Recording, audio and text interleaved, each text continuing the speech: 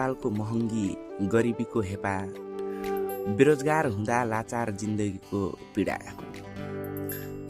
उमेरले म 20 वर्षको थिएँ। जिम्मेवारी के हो बुझेको थिएन, तर छटपट्टि हुन्थ्यो आफ्नो अवस्था देख्दा। गाउँघरदेखि साथीभाइहरू विदेश जाने आउने क्रमशः बढेको देख्दा मैले पनि विदेश जाने निर्णय गरेँ। घर परिवारसँगको सल्लाह सुझावपछि विदेश जाने पक्का भयो। समय बित्दै गर्दा फ्लाइटको दिन नजिक आउँदै थियो।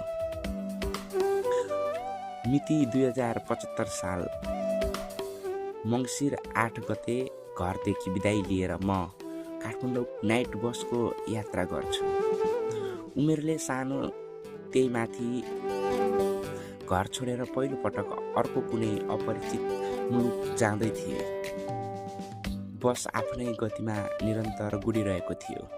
मेरो मनभरि खै किन अनेकौं कुरा खेलिरहेको थियो। रातभरिको यात्रापछि भोलिपल्ट बिहान लगभग 10 साढे 10 बजे काठमाडौँ पुगे। काठमाडौँ पुगेपछि म मेन पावरमा कल गर्छु। हेलो, नमस्ते सर, म मुस्कान यति बेला काठमाडौँमा छु। उतादेखि जवाफ आयो, ए तिमी आइपुग्यौ भाइ भन्दै। हजुर, म आइपुगेँ, मैले जवाफ दिएँ। त्यतिकैमा उतादेखि फेरि आवाज आइपुग्छ, तिम्रो 11 गते बेलुका ठिक 5 बजेको फ्लाइट छ। भोलि अफिस आएर टिकट लग्नु है भन्दै फोन गर्छ। 2 दिन काठमाडौँको बसाइपछि 11 गते बेलुका 5 बजेको फ्लाइट भएको हुँदा म दिउँसो 2 साढे 2 बजे करिबन त्रिभुवन अन्तर्राष्ट्रिय विमानस्थल पुग्छु।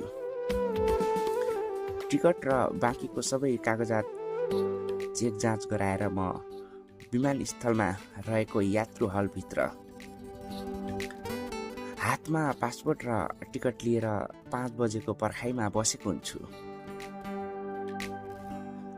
2.5-3 घन्टाको पर्खाइपछि अन्ततः त्रिभुवन विमानस्थलदेखि मैले मेरो जिन्दगीको नयाँ उडान भर्छु। पहिलो पटक जमिन छोडेर आकाशमाथिको यात्रा गर्दै थिए।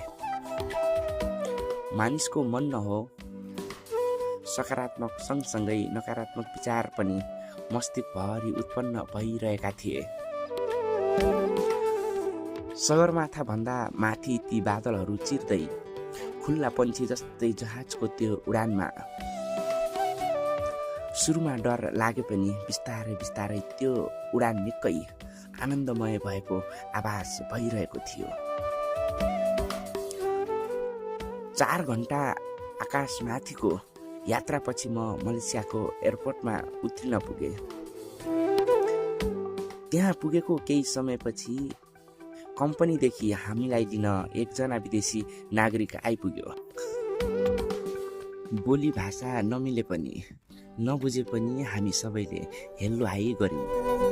त्यहाँदेखि हामी सबैलाई लगेर ऊ कम्पनी पुग्यो। समयसँगै दिनहरू बित्दै गयो।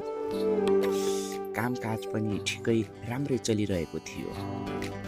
मलेसिया पुगेको 4 महिनापछि पहिलो पटक एउटा फोन किन्ने निधो गरे।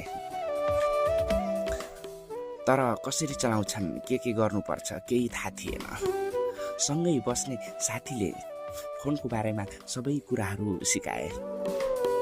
मलाई थाहा थिएन फेसबुक, इन्टरनेट जस्ता चिजहरू के हुन्, कसरी चलाइन्छ भन्ने बारेमा। साथीले नै फेसबुक खोलिदियो। पहिलो पटक फोन चलाउँदै थिए, त्यसमाथि फेसबुक। फोन किनेको पहिलो रात एकछिन फोन हेरेर निदाउन पुगे। भोलिपल्ट सधैँको जस्तै उही समयमा उही कम्पनी अनि उही कामको लागि तयार भएर ड्युटी लाग्छु। समय बित्दै थियो। दिनभरि कामको थकाइले थाकिएको ज्यान लिएर बेलुका कोठा आइपुग्छु।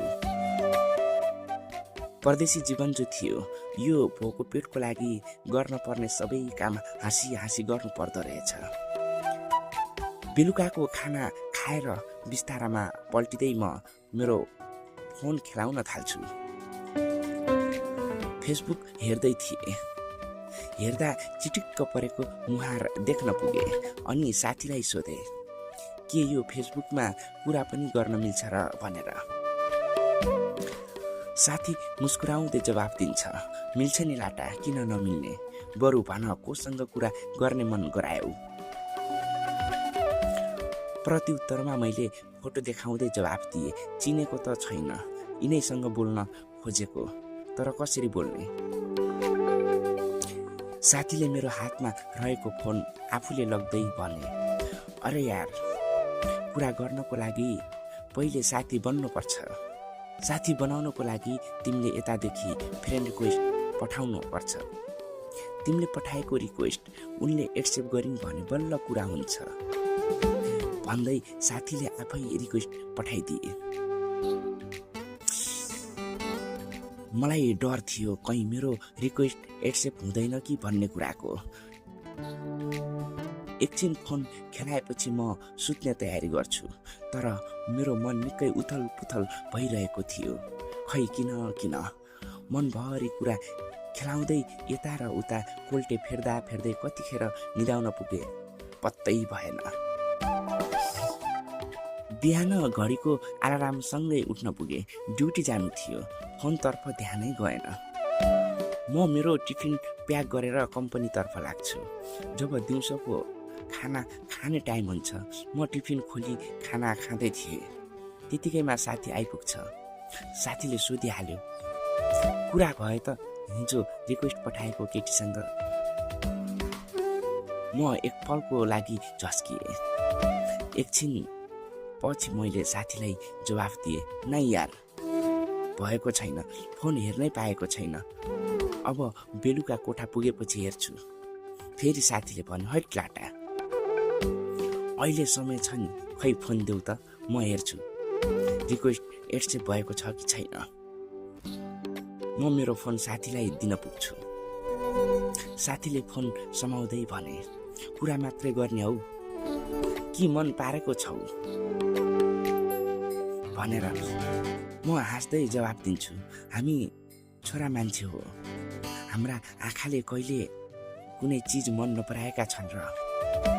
मेरो कुरा सुनेर साथी पनि हाँस्दै भन्छन्, तिमीलाई फोन र इन्टरनेटको बारेमा मात्रै रहेछ नि, केही थाहा नभएको, बाँकी त ... मैले जवाफ दिएँ, त्यस्तो पनि होइन यार, बरु हेर न रिक्वेस्ट एक्सेप्ट भएको छ कि छैन। हेर्छु साथीले जवाफ दिए। म खाना खाँदै थिएँ। त्यतिकैमा साथी बोल्न थाले, ओइ सुन न, रिक्वेस्ट एक्सेप्ट गरेको रहेछ यार। साथीको यो भनाइ सुन्दा मलाई खै किन निकै खुसी लाग्यो र मैले साथीलाई प्रश्न गरेँ, अब के भनेर कुरा गर्ने नि यार। साथीले जवाफ दिए, पहिले हाई भनेर म्यासेज गरिदेऊ न, रिप्लाई आएपछि बाँकीको कुरा बिस्तारै गर्ने त हो नि, किन डराएको भन्दै साथीले जवाफ दिए। मैले पनि हाई भनेर म्यासेज गरिदिएँ, तर विडम्बना, रिप्लाई आएन। सायद उनी अफलाइन थिए होला। साथीसँग कुरा गर्दा गर्दै त्यतिकैमा मेरो ब्रेक टाइम नै सकिएछ। म पुनः कामतर्फ लागेँ। दिनभरि काम गर्दा गर्दै काममा व्यस्त परदेशी जीवन।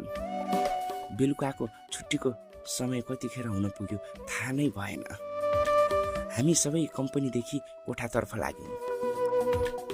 जाँदा जाँदै कोही साथीहरू केही किन्न त कोही केही किन्न मार्केटतर्फ लागे। म पनि थोरै सागसब्जी लिएर कोठा पुगेँ। कोठामा होहल्ला भइरहेको थियो। आज तिम्रो पालो हो पकाउने, भाँडा माझ्ने, यस्तै कुरामा साथीहरू बोल्दै थिए। म कपडा चेन्ज गरी नुहाएर खाना पकाउन थालेँ। त्यतिकैमा बाँकीका साथीहरू पनि आइपुग्छन्। सबैजना जिस्किँदै होहल्ला गर्दै बेलुकाको खाना तयार गरेर खाना बस्छौँ। खाना खाइसकेपछि सबैजना आफ्नै तालमा व्यस्त हुन थाले। म पनि फोन हातमा लिएर फेसबुक चलाउन थाल्छु। जब डाटा अन गरेँ, टुङ टुङ टुङ गर्दै म्यासेजको आवाज बज्यो। म्यासेज उनैको थियो जसलाई मैले दिनमै हाई भनेर म्यासेज गरेको थिएँ। रिप्लाईमा हेलो हजुर कहाँदेखि, को हुनुहुन्छ भनेर लेखिएको थियो। त्यसपछि मैले पनि म्यासेज लेख्न थालेँ, के छ खबर, खाना खानुभयो त? उनको फेरि रिप्लाई आयो, हजुर खाइसके, तपाईँले खानुभयो भनेर। जवाफमा मैले पनि भर्खर खाएर सुत्न लागेको छु भने। फेरि उनको म्यासेज आयो, कहाँदेखि बोल्दै हुनुहुन्छ, घर कुन ठाउँ, कहाँदेखि बोल्दै हुनुहुन्छ, घर कुन ठाउँ हो नि भनेर। मैले जवाफ दिएँ, मेरो घर सुर्खेत, हाल मलेसियामा कार्यरत छु भन्दै।